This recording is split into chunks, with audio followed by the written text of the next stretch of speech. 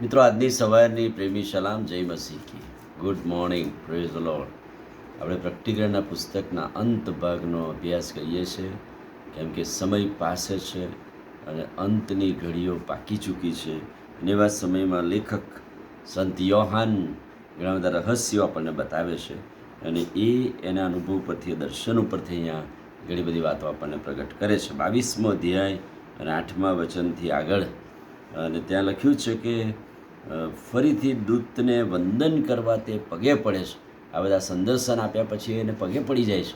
અને અહીં જ્યારે કહે છે કે મેં સાંભળ્યું, મેં જોયું, ત્યારે જે દૂતે મને જે વાતો પ્રગટ કરીને કહી એને હું વંદન કરવાને પગે પડી ગયો અને કહે છે કે એનું નમન કરવા લાગ્યો. પણ પેલા દૂતે બહુ નમ્રતાથી એને જણાવ્યું કે તું એમ ના કરતો, કેમ કે હું પણ તારી જેમ સાથી દાસ જ છું.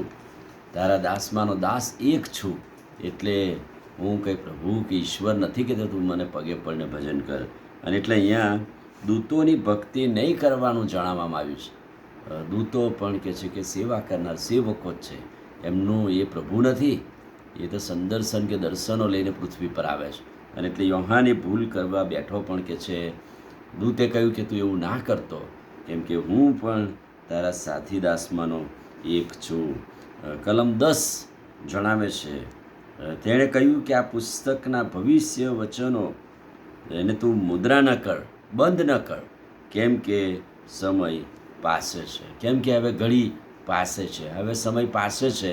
એટલે આ વચનો બંધ ના થવા જોઈએ, આ વચનો પ્રગટ થવા જોઈએ, આ વચનો લોકો સુધી જવા જોઈએ કે હવે દુનિયાનો અંત નજીક છે, ન્યાયકાળ નજીક છે, સમય પાસે છે. અને એટલે આ વચનો બંધ નહીં કરવા અને ખુલ્લા રાખવા, પ્રગટ કરવા, એમ લેખક જણાવે છે. તો દાનિયેલનું પુસ્તક 8મો અધ્યાય અને 26મું વચન ડિફરન્ટ છે, એનાથી જુદું છે.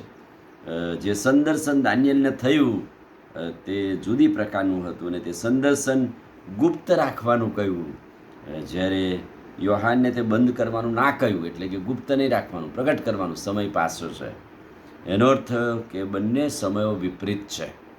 દાનિયેલનો સમય વિપરીત છે અને યોહાન એટલે પ્રકટીકરણનો સમય વિપરીત છે. દાનિયેલના સમયમાં કહે છે કે મુદ્રા કરવાનો સમય બતાવે છે, પણ યોહાનનો સમય, પ્રકટીકરણનો સમય, એ મુદ્રા તોડવાનો સમય છે, પ્રગટ કરવાનો સમય છે.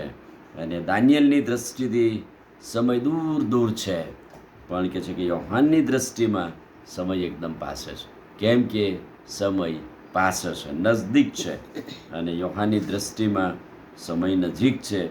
અને એ નજીક હોવાને કારણે વચનો પાળવા, મનન કરવું અને એ પ્રમાણે ચાલવું, કેમ કે સમય નજદીક છે, સમય પાસે છે. કેમ કે સમય હવે પાકી ચૂક્યો છે.